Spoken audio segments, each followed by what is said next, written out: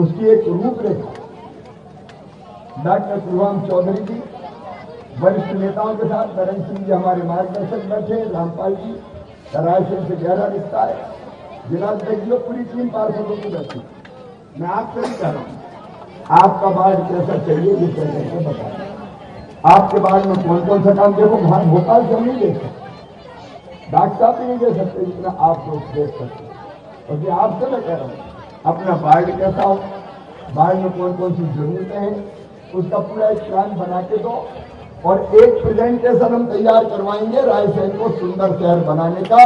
और इसी महामाया चौक में वो प्रेजेंटेशन जनता को दिखाएंगे और जनता की स्वीकृति लेके वैसा शहर बना के मैं आपको दे दूंगा। जो काम हो रहे हैं वो तो हो ही रहे। डॉक्टर साहब ने बताया, मैं आपसे पूछना चाहता हूं, बताओ इतने विकास के काम जितने भारतीय जनता पार्टी की सरकार ने किए, कांग्रेस ने कभी किए थे क्या? अरे जोर से बताओ, किए थे क्या? उनको काम से लेने देना नहीं। 15 महीना बीच में आ गया, उसके पहले दिग्गी राजा का जब याद आता है राज, तो रायसेन से अगर सागर जाना होता था तो क्या हालत होती थी। अगर गाड़ी में पहुंच के चले जाओ तो कोई कहता था टंडोले रोड, मंडोले रोड, और कोई कहता था गाड़ी खाए हिचकोले हड्डा पसरा सारे डोले, याद आ गए शंकर बोले, तबाह और बर्बाद कर दिया। आज आप देख रहे हैं चारों तरफ सड़कों का शानदार जाल बिछ रहा है। अभी डॉक्टर साहब बता रहे यहाँ इंजीनियरिंग कॉलेज से लेकर वेटनरी कॉलेज तक सब रायसेन की पवित्र धरती पर खुलने की प्रक्रिया प्रारंभ हो गई। हम यहाँ को रायसेन को हम देने वाले पेयजल की व्यवस्था, चाहे अलग अलग सड़कों का निर्माण, हमने कई विकास के काम किए। पानी के लिए हमने 33 करोड़ रुपए की योजना बना के उसको क्रियान्वित किया है। और डॉक्टर साहब जब मैं आज आ रहा था यहाँ तो 18 करोड़ रुपए का city water action plan Raisen के लिए स्वीकृत करके आया हूँ। वो 18 करोड़ रुपया अमृत के अंदर रायसेन शहर को दिया जाएगा। लेकिन बावजूद इसके रायसेन में और क्या क्या चाहिए, रायसेन को संभालने के लिए रायसेन ऐसा, जैसा आपने कहा कि भोपाल के लोग छुट्टी के दिन सोचे यार आज तो रायसेन में जाके नहीं, चलो रायसेन चलते हैं। उस दिशा में हम लगातार प्रयास करेंगे। मेरे प्रिय बहनों और भाइयों, आज रायसेन के विकास का आपने एक मुझे संकल्प पत्र सौंपा। यह संकल्प पत्र है, कांग्रेस के नेता कहते थे कमलनाथ जी कि मेरे पास पैसा नहीं है, मैं कहां से विकास के लिए पैसा दे दूं, मामा खजाना खाली कर गया। अरे उनका मामा नहीं लुटेरा हो गया, खजाना में लेकर भग गया था कमलनाथ। रोते रहते थे, कहते थे मामा खजाना खाली कर गया, मामा खजाना खाली कर गया। वो कहते थे मेरे पास पैसा नहीं है। अब ये तो बड़ी आसान चीज है, कोई भी कह सकता धन्नू पन्ना तल्लू मन्ना जुम्मन कोई को बना दो मुख्यमंत्री, वो क्या देगा मेरे पास पैसे ही नहीं है। तो क्या मन का भैया पैसा नहीं है कितना? वो कहते थे मेरे पास पैसा नहीं है। और आपके आशीर्वाद से मैं कहता हूं मामा के पास पैसे की कमी ही नहीं है।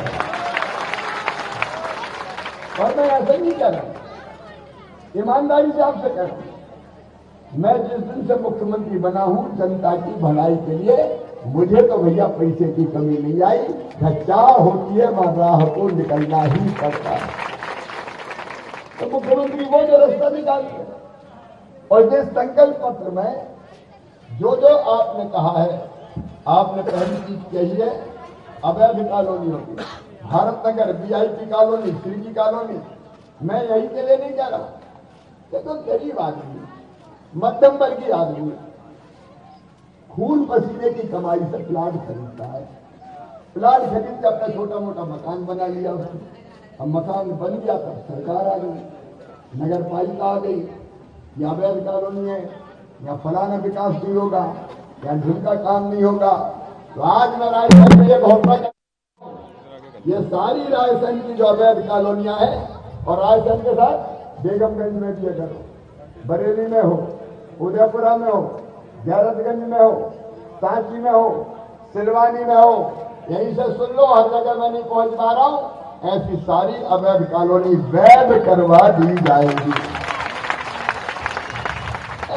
कर दिया कि बड़ा पाप कर जाओ, घर बना लिया।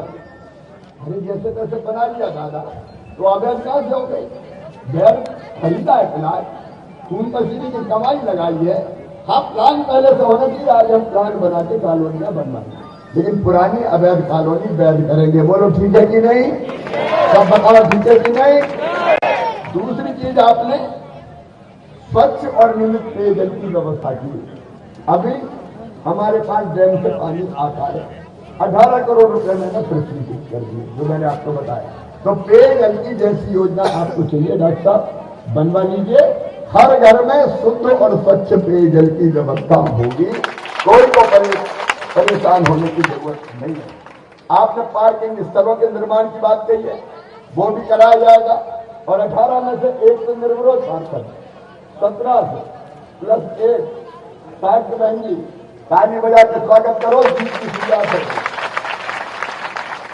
और बाकी 17, कुल मिला के सभी 18 अपने वार्ड में सड़क और नालियों का पूरा एक विवरण दे देना। वो सड़क और नालियों के लिए पैसा स्वीकृत किया जाएगा। आपने इसमें लिखा है रामलीला मैदान मेला प्राधिकरण को स्वामित्व दिलवा के व्यवस्थित करना, तो दिलवा देंगे। आपने ऑडिटोरियम की बात कही है रायसेन में, एक अच्छे ऑडिटोरियम की जरूरत है, जहां लोग बैठ के अच्छे कार्यक्रम कर सके। और इसलिए सर्व सुविधा युक्त ऑडिटोरियम को रायसेन में स्थापित किया जाएगा, बनाने का हम काम करेंगे। आपने जितने सीवेज की लाइन की बात कही, सीवेज की सिस्टम बहुत जरूरी है। देखो, मल जल खुले में नहीं बहना चाहिए, मच्छर मक्खी कई तरह की बीमारियां होती है, और इसलिए एक बेहतर सीवेज का सिस्टम बना के और घर के मल जल को उससे जोड़ के पानी को ट्रीट करके शुद्ध करके फिर बाग बगीचों में दे दिया जाएगा। वह सीवेज ट्रीटमेंट का बढ़िया प्लान बनेगा। जल निकासी की व्यवस्था भी करेंगे। और तालाबों का आपने कहा है, सौंदर्यीकरण का कहा है, दशहरा मैदान का सौंदर्यीकरण का है, वो भी हम बेहतर ढंग से करेंगे। और खेल स्टेडियम को भी, उसमें जितने काम उन्होंने बढ़िया आधुनिकतम खेल स्टेशन बनवा के, खेल स्टेडियम बनवा के आपको दिया जाएगा।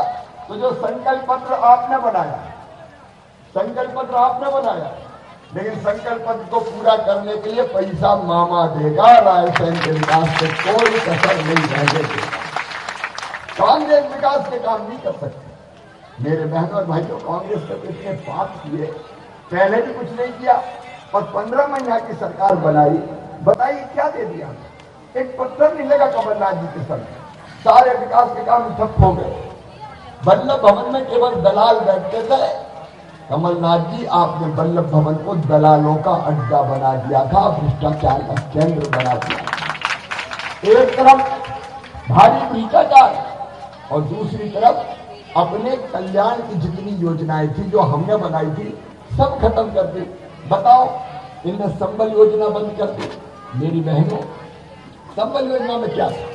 संबल योजना में हमने व्यवस्था की थी कि गरीब बहन अगर बेटा बेटी को जन्म देगी तो जन्म देने के पहले 4,000 रुपया और जन्म देने के बाद 12,000 रुपया, कुल 16,000 रुपया उसको देंगे।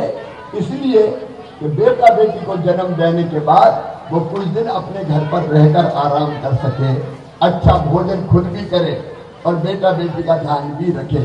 बताओ, अच्छी योजना थी कि नहीं? बहने बोलो, अच्छी योजना थी कि नहीं? लेकिन कमलनाथ जी, आपने संबल योजना बंद कर दी। मेरी बहनों के हाथ से लड़ुआ के 16,000 रुपया छीनने का पाप तुमने किया है। बहनें तुम्हें कभी माफ नहीं करेंगी।